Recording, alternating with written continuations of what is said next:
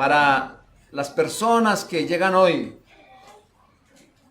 y para mis hermanos que quizá no han tenido tiempo de volver a sus apuntes con relación a esto, quiero recordarles que hace unos días el Señor nos permitió observar algunos asuntos tocantes a esta temática. Guardar el corazón en la hora de la tentación. Sobre este particular, dijimos hay 9 puntos para desarrollar y en la pasada ocasión realizamos solo 6. Así que permítame, hermanos, ponerlos en contexto. En primer lugar, vimos lo que significa el término. Y cuando hablamos del término tentación, dijimos que proviene del griego y del hebreo, cuyos significados son inducir a pecar, como también someter a prueba a una persona, que es el sentido básico de los verbos en los idiomas originales. Por supuesto, yo estoy haciendo un resumen muy rápido. En segundo lugar, el segundo punto que tocamos es que la tentación usada por Dios es para el bien del creyente. Entonces dijimos, Dios no tienta a hombre alguno, lo que significa es que el Señor tampoco es socio de nuestra culpabilidad, como también debemos aclarar que el Señor no infunde en nosotros esta pecaminosidad. Pero también dijimos que es importante aclarar que la prueba y la aflicción son enviadas por el Señor, pero la tentación el Señor jamás la envía. Así que no podemos pensar que el Señor no tenga ningún control sobre las tentaciones. Así que cuando decimos que Dios las usa, lo que nosotros estamos queriendo decir es que Dios las dirige para sus santos y puros fines. El tercer punto que vimos es el tipo de tentación que Satanás utiliza. Y dijimos, el diablo utiliza muchas maneras de engañar para lograr su cometido. Es un enemigo fuerte. Hermanos, estamos diciendo, Satanás es el enemigo más fuerte que nosotros tenemos. Y no tenemos capacidad para enfrentarlo. Pero él en su fortaleza puede herir y hacer mucho, pero mucho daño al creyente.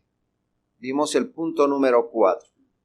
Satanás insinúa que hay placer en la tentación. Esta es una de las formas que él está procurando usar para conducir al creyente al pecado.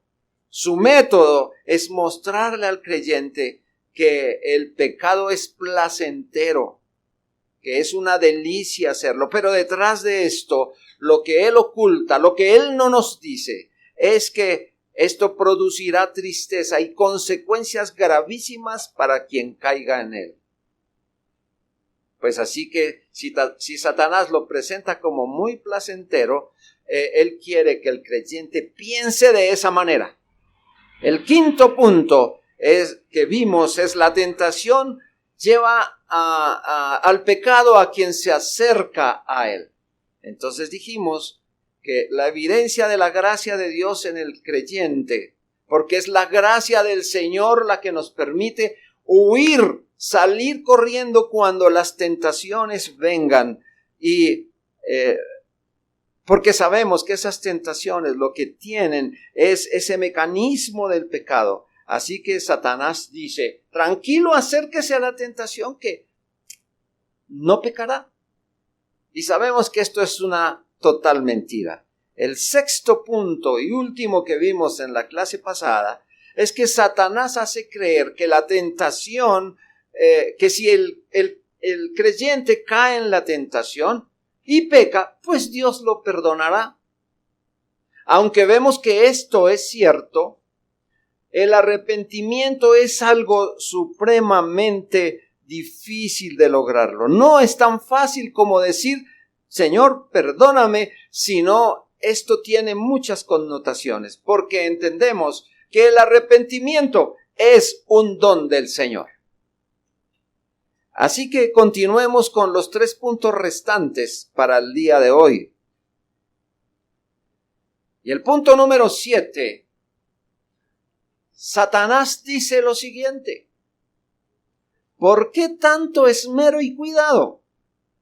Un poco de libertad y la condición del creyente en este mundo va a mejorar. Veamos. Satanás sigue en su empeño de destruir la vida del creyente. Nunca cesará de hacerlo. Y lo que él procura es alejar al creyente de la presencia del Señor. Así que él les pone el argumento que ceda a la tentación un poquito, que no hay que desperdiciar las oportunidades que se presenten en la vida. No hay que desperdiciar ningún chance que se venga al frente del creyente. No hay que desperdiciarlo. Él lo que está diciéndole es que tanto cuidado, que tanto esmero que pone por agradar al Señor, puede dársele un pequeño giro. Eso no va a tener ningún inconveniente. Es más, ese pequeño giro le va a ayudar a mejorar su estatus en este mundo. Escúchenme, hermanos. Eso es lo que él dice. Mire, desvíense un tricito. No tiene por qué ser tan abrupto en esos cambios. Solamente un poquito. Y va a lograr mucha comodidad en esta vida. Un poquito de libertad no es dañina. Así que, ¿por qué no trabajar un poco más en lo que usted está haciendo? ¿Por qué no tener un empleo donde, mire usted, va a ganar bastante dinero, va a estar muy cómodo? No importa si por un poquito de tiempo, entre tanto que consigue lo que usted desea, se aleje de sus devociones privadas. Y que también si se aleja de las públicas, solo es un poquito. Además de esto, fíjese, hay algunas distracciones en las cuales usted puede participar. ¿Por qué tantos cultos? ¿Por qué tantos estudios? ¿Para qué tantos sermones? ¿Qué tanta oración? Más bien, es hora de mirar otras cosas para que la vida tenga de dónde escoger y que usted sepa que hay otras cosas. Después del alambrado hay otras cosas que usted puede escoger. Eso nos dice Satanás. Pero el Señor Jesucristo levanta su voz en las Sagradas Escrituras para decir en Mateo capítulo 16, versículos 24 y 26, Mateo 16, versículos 24 y 26, si alguno quiere venir en pos de mí, niéguese a sí mismo y tome su cruz y sígame.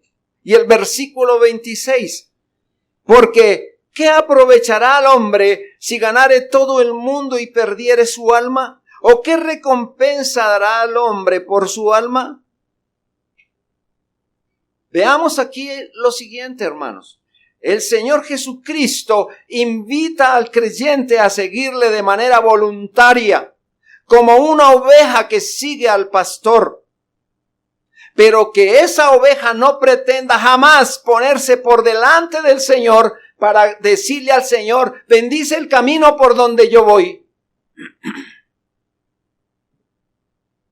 Porque eso, hermanos, es una insensatez. Así que Cristo lo que dice que nosotros debemos hacer es que debemos negarnos a nosotros mismos. Niéguese a sí mismo, lo cual debe ser considerado muy especialmente. ¿Por qué razón, hermanos? Porque decir que nos vamos a negar a nosotros mismos, escúcheme, no es decir que ya no existimos, que ya vamos a dejar de existir. No significa eso. Lo que se está diciendo es que ese yo en letras grandes que hay dentro de cada uno, que nos está inclinando a ser egocéntricos, autónomos, autosuficientes, no quiere seguir sino sus propios planes y servir a sus propios intereses. Hermanos, hay que tener cuidado con esto, porque hay una línea muy delgada que nosotros quizá no estamos observando de cuándo nos estamos negando y cuándo estamos obedeciendo al Señor. Así que nosotros, como creyentes, no vamos a servir a nuestros propios intereses. Esto que Satanás dice es una mentira total. Lo que nosotros tenemos que hacer es depender en todo del Señor y de pedir y de hacer y de sufrir todo lo que Dios tenga presupuestado y programado para cada uno de nosotros. Eso es lo que hay que hacer. Por supuesto, mis amados, esto es una tarea bien difícil de lograr. Porque negar ese yo, debe ser una tarea constante, diligente, responsable. Pues ese yo es capaz de resurgir y levantar, permítame que les diga, su cabezota por encima de todo para arrastrar al hombre a cometer pecados. Hermanos, es capaz de levantarse inclusive hasta dentro de las más santas intenciones. Escúchenme esto. A veces detrás de la frase pretendida, todo es para la gloria de Dios, se esconde la gloria del yo. Escúchenme, esto está muy cercano a que cometamos errores. No es que estoy haciendo esto. Fíjese que me conseguí este trabajo. Estoy haciendo esto para la gloria de Dios. ¿De verdad? ¿Es de verdad eso? O simplemente ya son frases que nosotros hemos acuñado y que las podemos utilizar en cualquier momento. Cuando la verdad es que eso que estoy haciendo me está sirviendo para mis intereses. Amados, lo que no hay que olvidar es que el esplendor y la majestad le corresponden solo y únicamente al Señor. Niéguese a sí mismo, y dice el Señor, y tome su cruz. Niéguese a sí mismo y tome su cruz. Estas son lecciones muy duras si se sigue el consejo de la carne y de la sangre, que es lo que Satanás quiere que se haga. ¿Cómo luchar contra eso? Son tentaciones muy fuertes. La carne y la sangre quieren hacer una cosa, pero en la voluntad del Señor hay que hacer otra, muy diferente, absolutamente diferente. Porque es que lo que la carne y la sangre están queriendo hacer es la comodidad en esta vida temporal y pasajera, mientras lo que Dios quiere hacer es llevarnos a la vida eterna. Por lo tanto, es muy diferente. Así que estas lecciones no se aprenderán nunca fuera del Señor. Por tanto, es necesario, y vuelvo a reiterar, que nada se haga fuera de la voluntad y en contra de lo que el Señor Jesucristo nos está demandando. Ahora, hermanos, a nosotros nos da cierto, vamos a utilizar esta palabra, miedo, de consultarle las cosas al Señor. ¿Saben por qué? Porque unas cosas estamos pensando nosotros y otras a las que el Señor nos va a dirigir. Y entonces decimos, pero si es que yo quería ir a Cartagena y el Señor dice a la iglesia. Oh, no era lo que quería oír. Pero si yo iba a Cartagena para la gloria de Dios. ¿Observan ustedes cosas como estas? Y así hay muchas más en las que nosotros podemos estar más complicándonos mucho más. ¿Por qué razón, hermano? Porque el Señor va a hacer consideraciones más pertinentes para su gloria, a fin de que el creyente se dé cuenta todo lo que hay en juego acá. Y una de las cosas que hay en juego acá es nuestra alma. Es nuestra relación con el Señor. El versículo 26 que mencionamos dice, qué aprovechará el hombre si ganare todo el mundo y perdiere su alma? Unos días atrás el Señor nos bendijo con una enseñanza. Cuando escuchamos sobre la importancia del alma, y hemos de recordar un momentico que nosotros tenemos un alma, que el alma es importante y que ésta se puede perder. Así que el valor que Jesucristo pone en relieve aquí es porque el alma es inmortal y cuyo precio sobrepasa al todo en el mundo material. Es más, el alma es tan importante para Dios porque Dios conoce a la perfección la importancia y el precio del alma, que no dudó en derramar la sangre de su amado Hijo para comprar la salvación del alma. Notan ustedes que no es un precio cualquiera. Es que el Señor sabe el valor del alma. Pero Satanás también tiene conocimiento de eso. Él sabe y por esa razón lucha y lucha para apartarnos a todos los creyentes de Cristo.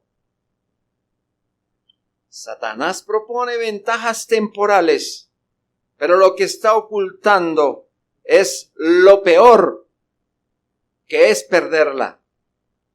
No hay otra alma, hermano, que usted pueda comprar para reponer la que se ha perdido. Usted como cristiano debe temer la pérdida de la vida en este mundo. No debe temer la pérdida de lo que usted ha tenido en este mundo, lo que podría tener este mundo, en un mundo temporal y pecaminoso por la causa de Cristo. Esto no hay que temerlo. Si el Señor dice no lo haga, al Señor alabaremos en obediencia. No hay que hacerlo. Porque si Él dice que no hay que hacerlo, Él sabe por qué razones que no hay que hacerlo. O si hay que hacerlo, ¿por qué razón lo debemos hacer? Es la obediencia al Señor. Así que no hay que arrepentirse de haber hecho una profesión de fe. No hay que arrepentirse de haber entregado su vida al Señor. Bueno, de hecho, el Señor sabe cómo nos trajo a Él, pero no hay que arrepentirse de hacer eso. No hay que arrepentirse de seguirle todos los días de nuestra vida. Fíjense en algo y permítanme esta comparación, hermanos. Hay personas que sirven a la nación y que sirven a los presidentes. Y si por alguna razón en su servicio al presidente o a la nación pierden su vida, a esta persona le hacen honores póstumos, grandes honores, y es más, sobre su ataúd ponen la bandera y bueno, hay reconocimientos tremendos. De tal manera que también a su familia inclusive les dan alguna recompensa para que puedan vivir por la falta de aquel que entregó su vida por la nación. Nos parece que eso es bueno. Pero ¿qué es eso en comparación con la recompensa de la vida eterna que Cristo dará a aquellos cuantos dan la vida por el Señor? ¿Cuánto será esa recompensa, hermano? Para aquellos que mencioné, la recompensa durará unos días, pero para aquellos que seguimos al Señor será por la eternidad. Así que pues sopesemos el valor de las cosas. Lo que de veras hay que temer entonces es la pérdida del alma, es decir, que nuestra alma se vaya a perder eternamente en el infierno. Recuerde esto, que la ganancia de todo el mundo con pecado, no es suficiente para contrarrestar la ruina del alma por el pecado. ¿Me entendieron eso, hermanos? Si no, el video está a la orden. Esta es una tentación demasiado peligrosa, debe resistirse inmediatamente. Así que cuando Satanás dice, mire, esto es lo que a usted le conviene, esto es, este poquito acá o este poquito allá, ¡alto! ¡Alto! Aquí tenemos cómo contrarrestar estas situaciones que se nos presentan. El apóstol Pablo nos dice en Gálatas 5:9, hermanos, pongan atención, un poco de levadura leuda toda la masa. Un poquito que usted haga aquí va a terminar separado. Así que ceder a una tentación como esta le hará muchísimo daño al alma que cualquier bien temporal que el creyente pueda adquirir aquí. Nuestro punto número 8, o el segundo de hoy. La tentación no deja ver lo grande que es y lo escandaloso del pecado. La tentación no deja ver lo grande que es y lo escandaloso del pecado. El maligno, usando sus poderes astutos de persuasión, va a mostrar al creyente de manera muy amable, de manera muy constante, que hay pecados insignificantes y ligeros, que básicamente no van a tener ninguna repercusión espiritual. Es más, nos dice, Dios no se va a enojar por ese pequeño pecadillo que usted vaya a cometer. Tranquilo, ya que es algo sin importancia. Observe usted, hay muchos pecados muy grandes, de muerte inclusive.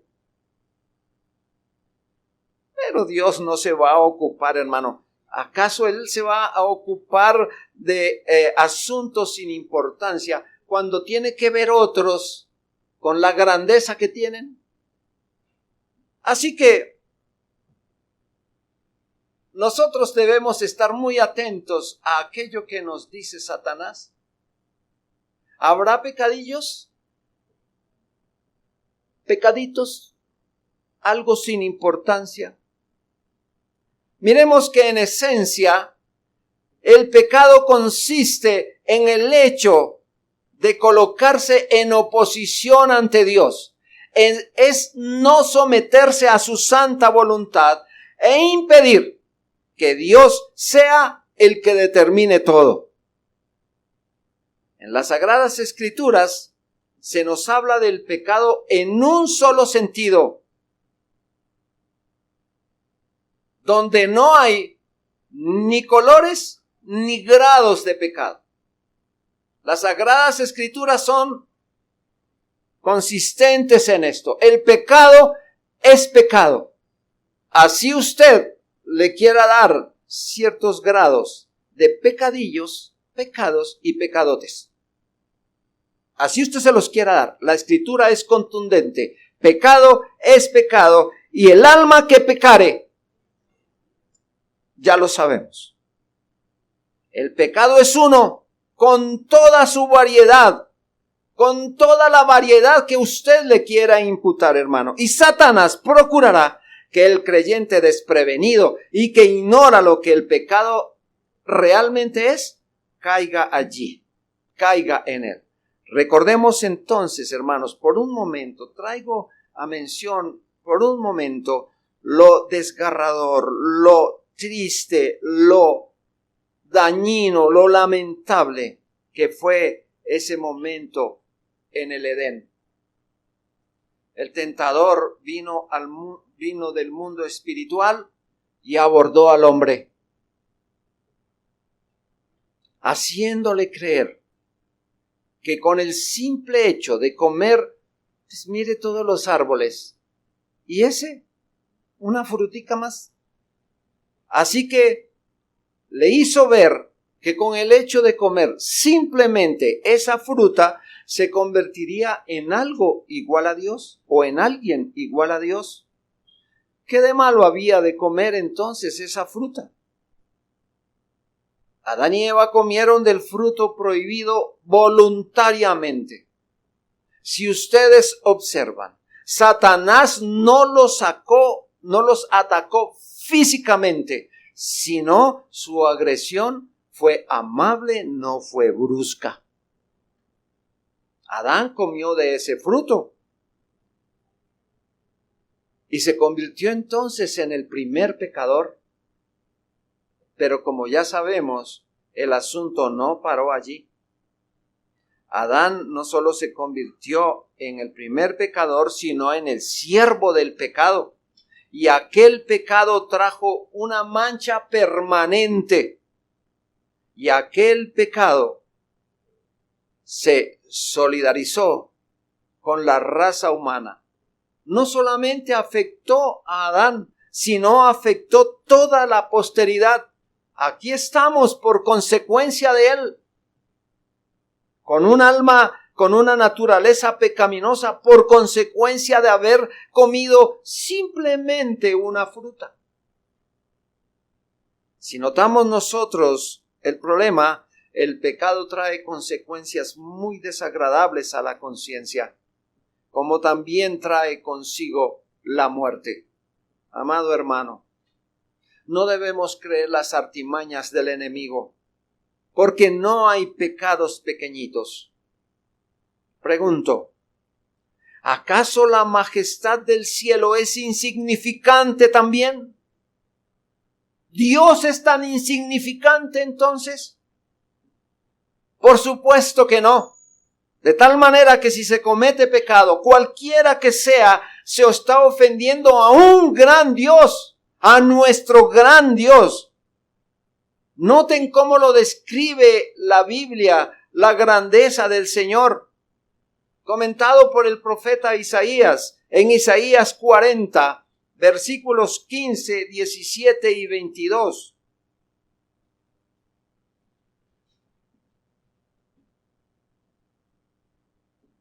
Isaías 40, versículos 15, 17 y 22. Leo.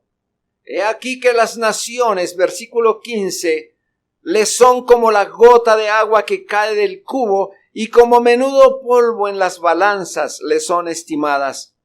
He aquí que hace desaparecer las islas como polvo. Esta es la grandeza del Señor. En el versículo 17, como nada son todas las naciones delante de él, y en su comparación serán estimadas en menos que nada y que lo que no es. Y el versículo 22, él está sentado sobre el círculo de la tierra, cuyos moradores son como langostas. Él extiende los cielos como una cortina, los despliega como una tienda para morar.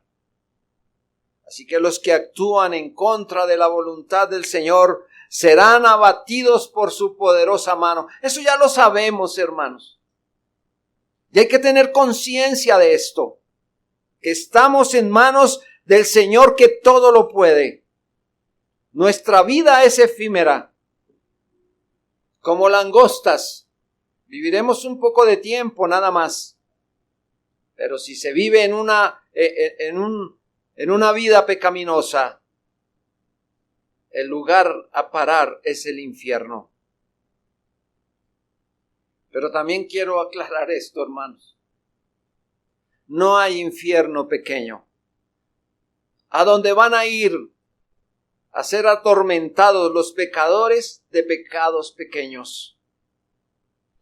El infierno es un lugar de tormento muy, pero muy grande, a donde los pecadores más insignificantes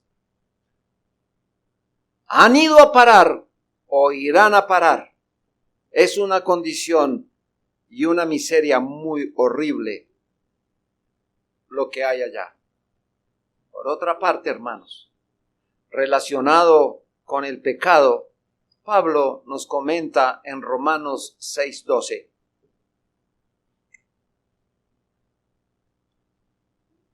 Romanos 6:12. Dice Pablo, no reine pues el pecado en vuestro cuerpo mortal, de modo que lo obedezcáis en sus concupiscencias. No reine pues el pecado en vuestro cuerpo mortal. El apóstol viene hablándonos de la situación legal del creyente frente al pecado. El pecado entonces ya no es el Señor en nosotros. Su dominio ha quedado abolido. Pues al estar crucificados con Cristo, el cuerpo de pecado, nuestro cuerpo mortal, que sirve de caja de resonancia al pecado que todavía se anida en el interior del alma, ha quedado destituido de su derecho para gobernarnos, para gobernar la conducta del cristiano. Y la exhortación de Pablo es a que no nos debemos dejar dominar del pecado, sirviéndole a sus concupiscencias con esas malas inclinaciones que aún reposan en nuestro interior, en ese corazón por el pecado que hemos adquirido desde entonces. Hermanos, el pecado ya no tiene derecho sobre nosotros. Recuérdelo, recuerde esto, que Dios tiene una gran ira almacenada para aquellos que el mundo considera pequeños pecadores. Pequeños pecadores. Hermano, les llamo la atención acá. Porque cuanto menor sea el pecado que consideremos nosotros, cuanto menor sea el pecado, debe ser menos el estímulo para cometerlo. Hermano, así que si usted ve un lápiz mal parqueado por ahí, ese tiene un dueño. Él no llegó aquí caminando por sus propios medios. Él llegó ahí. Y si usted lo ve ahí, es que alguien lo olvidó. No se adueña de eso. Usted, pecadillo, hermano. Chiquitico, eso no tiene a quién va a echar de menos un lápiz. En las empresas, hermano, muchas veces se toman cosas que son de ella para traérselas a casa, porque pues ellos tienen harta plata, ¿sabe? Y no van a echar menos ni las hojitas, ni los lapicitos, ni el esferito. Todo esto, hermano, a veces consideramos son pecaditos de poca monta, o sea, no tenemos por qué preocuparnos de allí. Pero recordemos, hermanos, que la ira de Dios está sobre todas estas cosas. Él nos conoce, Él sabe quiénes somos y sabe por qué estamos haciendo todas estas cosas. Así que hemos de provocar entonces a Dios por cualquier tontería. Hemos de destruir la paz que hay en nuestro corazón. Hemos de herir nuestra conciencia y hemos de entristecer el Espíritu Santo por nada. Podríamos entonces concluir este punto diciendo, eso es una locura, hermano. Así que hay que estar muy atentos a lo que el Señor nos dice en su palabra y no a las charlas que Satanás usa aquí. Y nuestro tercero o noveno punto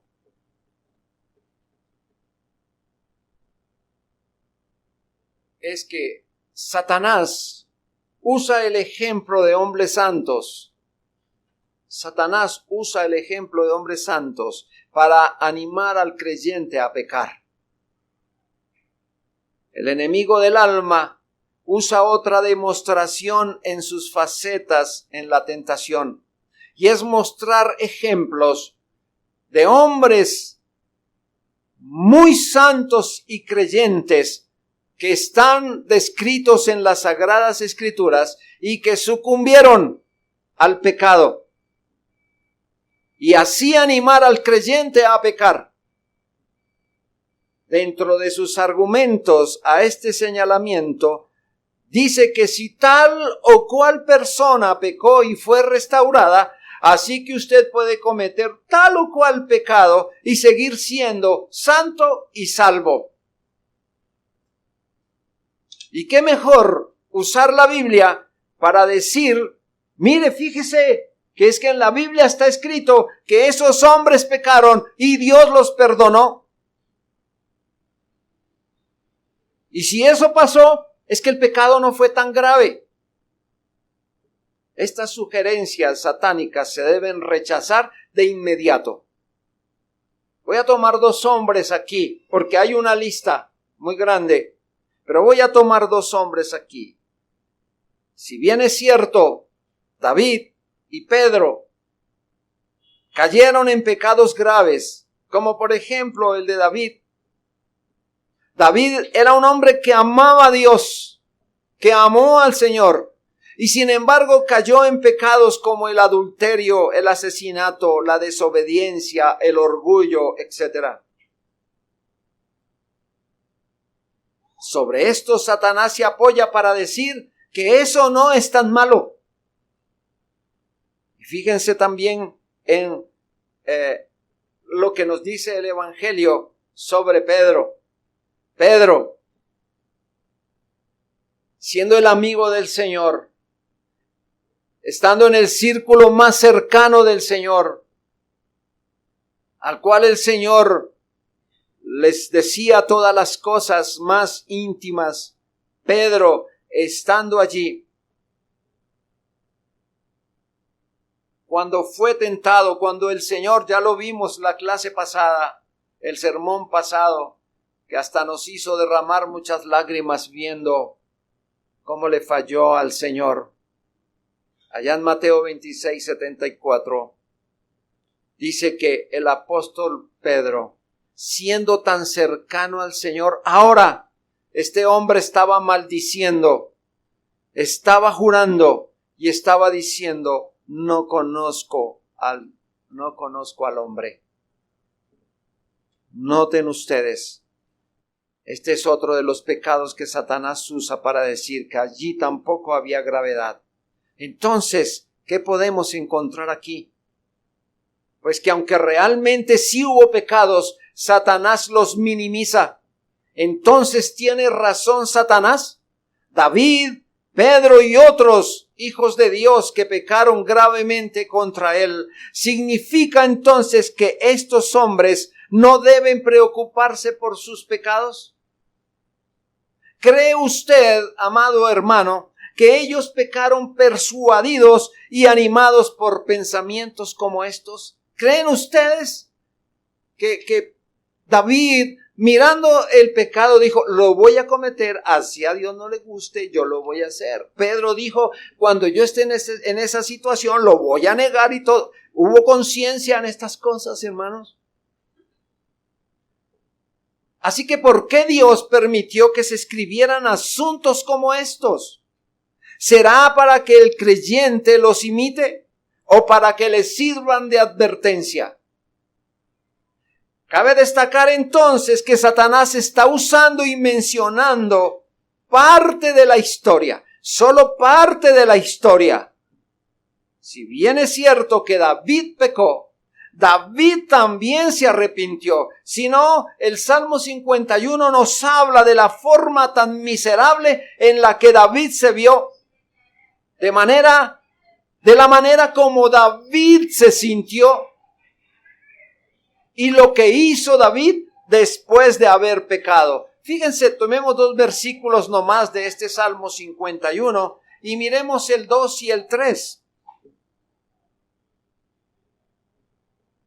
Dice David, en su arrepentimiento y en su dolor, lávame más y más de mi maldad y límpiame de mi pecado, porque yo reconozco mis rebeliones y mi pecado siempre está delante de mí. Hermanos, estas palabras no son de un hombre que no se está preocupando por su pecado, sino de alguien que está verdaderamente arrepentido por su grave pecado, que aborreció al pecado y que pidió perdón con lágrimas a Dios por sus faltas cometidas. De la misma manera, Pedro, después que maldijo y negó al Señor y salió de allí, lloró amargamente. Mateo 26:75 nos describe, entonces Pedro se acordó de las palabras de Jesús que le había dicho y saliendo fuera lloró amargamente. ¿Por qué razón lloraba Pedro? Pedro lloraba porque estaba consciente de su pecado y estaba arrepentido de lo que había hecho. Cuando se piensa que uno puede pecar porque los creyentes bíblicos lo hicieron, lo que se debe preguntar en primer lugar es si usted también puede arrepentirse como ellos se arrepintieron. La verdad es que muchos podemos pecar como ellos, pero muy pocos nos podemos arrepentir como ellos.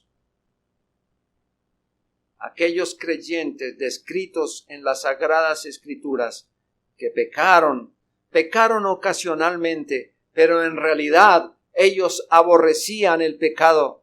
De igual manera, hermanos, los creyentes en este tiempo debemos aborrecer el pecado y desear alejarnos de él. Igualmente debo resaltar que los creyentes mencionados no permanecieron en sus pecados, no vivían en el pecado, no pecaron con todo el corazón.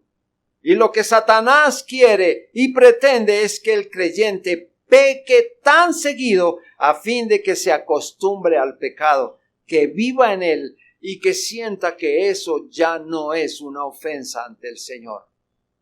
Yo creería que en la práctica de los cristianos es que a veces cometemos ciertos pecados una y otra vez que ya convivimos con él como si fuera parte de nuestra vida espiritual rumbo al cielo.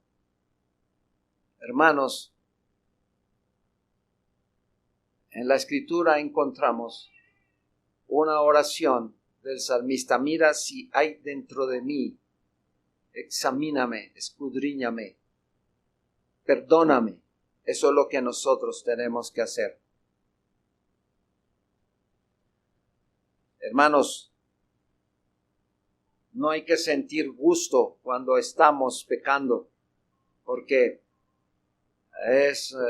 esto es muy diferente a lo que estos hombres sintieron después de su pecado. Entonces pregunto, ¿estaría entonces dispuesto a sentir lo que ellos sintieron luego de haber pecado? ¿Estaría dispuesto a seguirlos en el camino del pecado y ser sumergidos en la profundidad de la angustia y del peligro que ellos mismos se acarrearon? ¿Estaría dispuesto? Bien, hermanos, concluyamos con lo siguiente. Este estudio tendría muchas más aristas para tocar, pero creo que hemos tocado quizá las más esenciales. Así que hasta aquí hemos visto la manera de guardar el corazón en la hora de la tentación. Como creyentes en Cristo, siendo parte de su amada iglesia, estas advertencias y ejemplos nos han sido dados para no ceder a la tentación y muchísimo menos sufrir tan dolorosamente las consecuencias del pecado. En el Salmo 51, David expresa que su pecado fue tan doloroso como la fractura de un hueso. Bueno, quizá esto no le diga mucho a las personas que no se han fracturado un hueso. Pero quienes hemos pasado por esto, creo que las estrellas nos quedaron pequeñas del dolor tan enorme que se siente. David dijo, hazme sentir, allí en el 51:8, hazme sentir, hazme oír gozo y alegría, y se recrearán los huesos que has abatido. Dios no solo, hermanos, como consecuencia de su pecado lo sentenció, sino que también por sus faltas le dijo que siempre había violencia en su familia, como ocurrió. Como también el pecado de David como consecuencia trajo muerte a su casa y al pueblo por causa de esas desobediencias. Así que los pecados que están registrados en las Sagradas Escrituras nos deben servir como advertencia en letras grandes a todos y cada uno de nosotros, para que nos sirvan de ayuda y podamos prever esas situaciones. Dios no quiere que nos desesperemos cuando pequemos.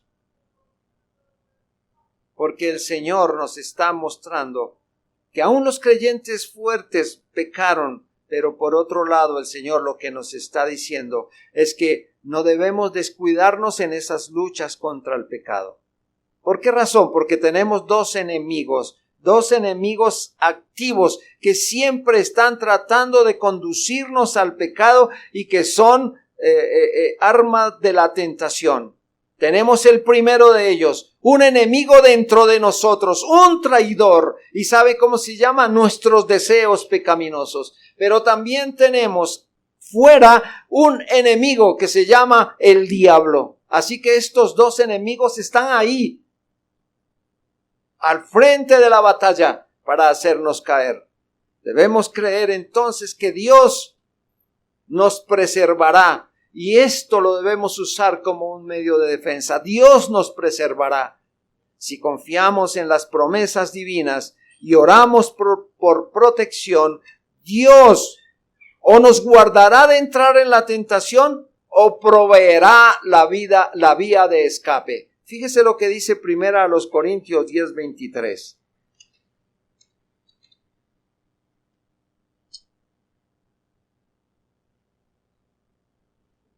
Dice ahí, aunque todo me es lícito, no todo conviene. Todo me es lícito, pero no todo edifica. Esto tenemos que tenerlo en mente, tener cuidado cuando estemos frente a situaciones difíciles. Pero también dice la Escritura en el Salmo 91 que Dios ha prometido que nos guardará en todos nuestros caminos. Echémosle una repasadita al Salmo 91 y nos vamos a dar cuenta de esas promesas. Pero también en el Salmo 32:8 el Señor dice que nos guiará. Y ahí dice, te haré entender y te enseñaré el camino que debes andar. Sobre ti fijaré mis ojos. Pero también el Señor dice que Él nos librará del maligno. Romanos 16:20 dice, y el Dios de paz aplastará en breve a Satanás bajo vuestros pies. Debemos confiar activamente en las promesas de Dios y esperar que Él sea fiel en cumplirlas. La directriz fundamental para ser guardados es tomada del deber de la oración. Hermanos, tomada del deber de la oración.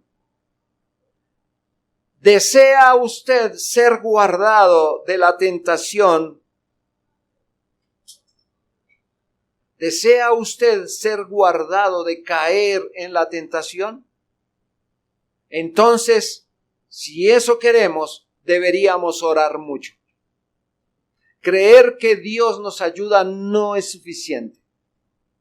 A veces decimos, no, estoy aquí, Dios me ayuda. Sí, pero ¿qué está haciendo usted, hermano? ¿Qué estamos haciendo frente a esta situación? Dios quiere que oremos por esa preservación, que dependamos de Él, que continuemos en oración todo el tiempo. Dice Efesios 6:18, orando en todo tiempo, con toda oración y súplica, y velando en ello con toda perseverancia. Si nos mantenemos en un espíritu constante de oración, entonces esperemos no ser distraídos por una corriente continua de tentaciones. Debemos orar cada día en forma específica para ser preservados de la tentación. Debemos orar para que Dios preserve nuestras almas y guarde nuestros corazones y caminos de tal manera que no seamos atrapados por la tentación. Debemos orar para que la providencia divina, buena y sabia, ordene nuestros caminos y nuestros asuntos, a fin de que ninguna tentación persistente nos ataque. Debemos pedir que Dios nos dé diligencia, cuidado y vigilancia sobre nuestros caminos. Si aprendemos a orar de esta manera, con una conciencia real de nuestra necesidad de ayuda divina, experimentaremos entonces la liberación que necesitamos. Así que si rehusamos orar, caeremos continuamente en el pecado. Finalmente termino con esta cita. Salmo 32, 9 al 11.